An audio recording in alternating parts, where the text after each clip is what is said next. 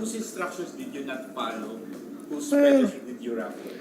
I'm only presuming that is the cause because maraming nagsabi sa akin, alam mo, tigil mo ng mga hearings, ganito, ganyan, para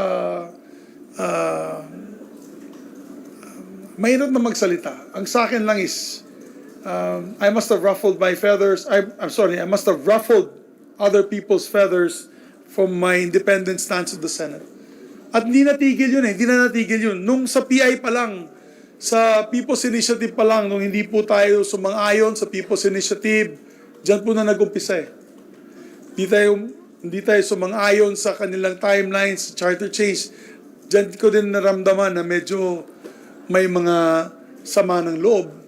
At mahirap dahil ang akin naman ay gusto ko lang po manatili ang independensya ng ating institusyon ng Senado.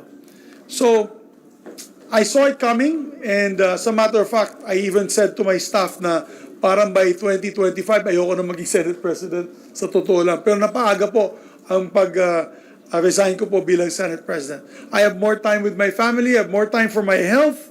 Alam niyo naman, kinumplain ko yan sa inyo dati na tumaas lahat ng blood works ko. Sabi ko, napakagrabing stress, napakatindi ng pressure. So I hope that this new leadership does not succumb to pressure. Only time will tell. Di ba makikita natin sa galaw ng ating mga kasamahan. SPD, Yes. see the halong Malacanang if the President said directly. I don't want to anymore rain on the parade of Senate President Escudero. So I guess maybe other members of the Senate can answer that. Ang akin lang dyan, I did my job and I did it well. I am proud to keep my head up high. Wala po tayong mga scandals na nangyari noong panahon natin and I'm very happy for that.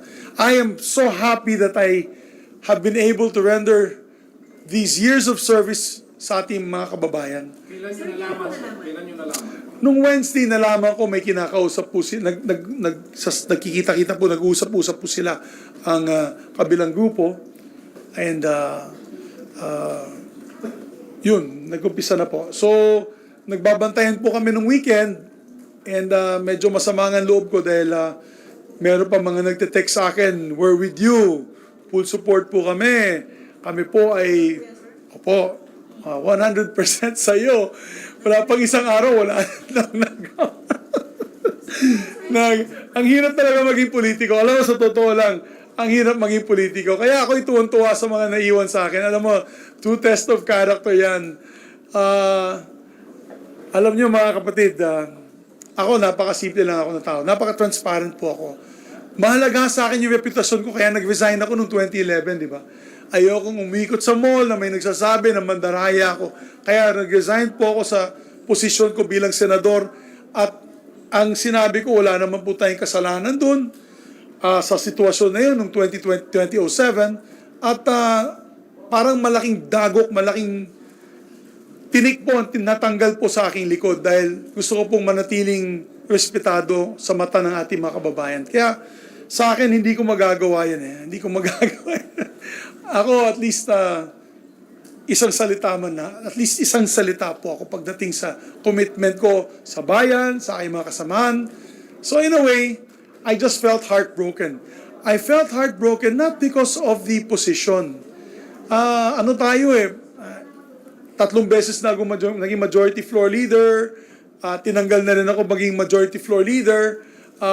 Hindi sa posisyon, I'm not heartbroken because of the position. I'm heartbroken because of those who committed to be steadfast with us. We had the same ideals and all of a sudden hindi po biglang nawala po. Ganyan talaga ang buhay, no?